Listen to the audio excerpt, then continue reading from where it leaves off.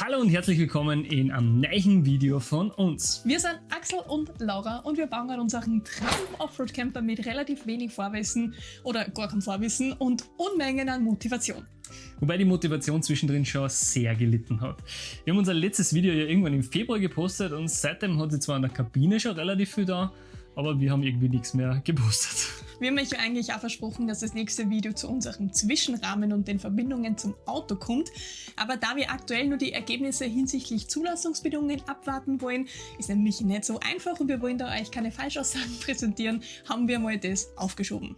Was wir aber auf jeden Fall schon teilen können, ist die Installation unserer Fenster, Klappen und der Tür.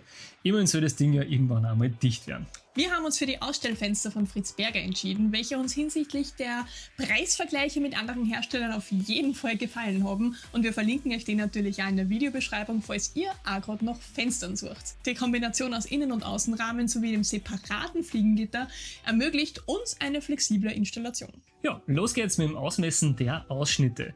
Grob wird der Rahmen angezeichnet und ausgerichtet. Damit wir wirklich gerade sind und keine großen Ausschnitte machen, haben wir wirklich 100 Mal nachgemessen. Keine zu großen Ausschnitte.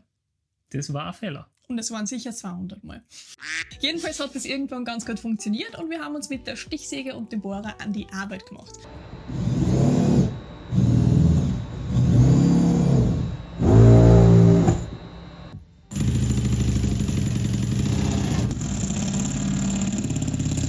Ganz ehrlich, ein Loch in die mühevoll zusammengebaute Kabine zu sägen, ist uns wirklich nicht leicht gefallen, vor allem weil es ja eigentlich 4 Löcher sind. Ja, aber schon das erste Loch war eigentlich erfolgreich. Oder eher doch nicht? So, wir haben gerade realisiert, auch diese Stichsäge schneidet nicht komplett gerade. Was wir falsch machen, weiß ich nicht, aber das Gute ist, wir haben mit Sicherheitsabstand zum Rahmen quasi gemessen, das heißt, der Ausschnitt ist immer noch einiges kleiner, als wir im Endeffekt brauchen.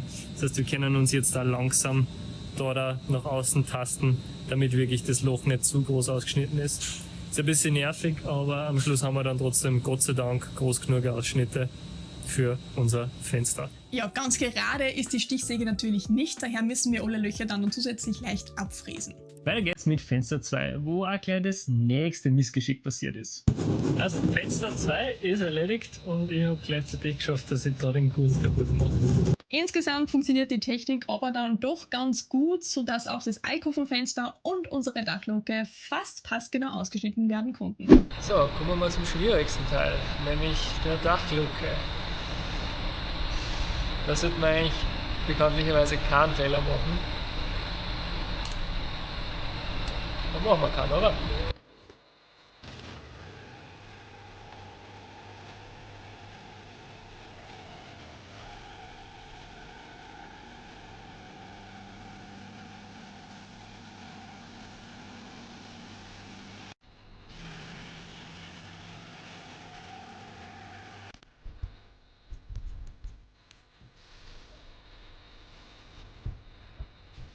Schaut schon mal ganz gut aus, oder? Ja, bei der Montage unserer Fenster scheiden sich natürlich die Geister.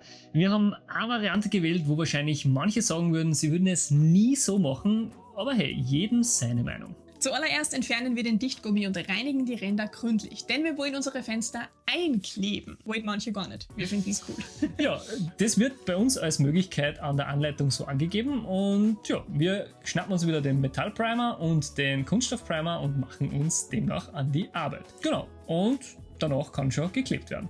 Es wird also ernst. Das erste Fenster wird in die Öffnung gedrückt und...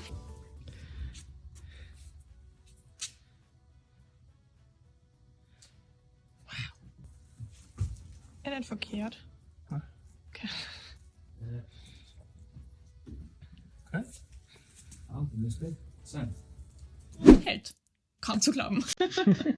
Ja, gleich mal die Ränder abziehen, damit diese schön sind und weiter geht's zu den anderen Fenstern. Auch hier gestaltet sich das Einkleben sehr einfach und lediglich bei der Dachluke haben wir dann wirklich intensiv Kleber verteilt, um ja alles dicht zu behalten.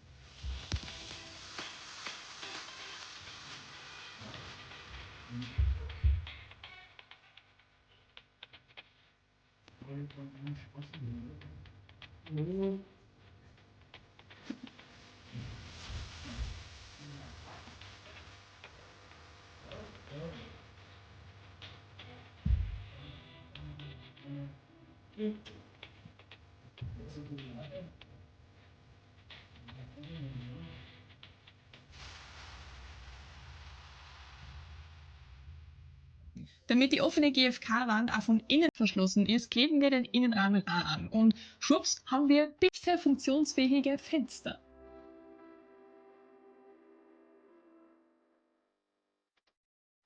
Ja, und was fehlt noch? Klar, damit wir unsere Kabine auch versperren können, kommt nur unsere Türe rein. Natürlich wieder auf die gleiche Weise gut geklebt ist gut dicht, würde man sagen.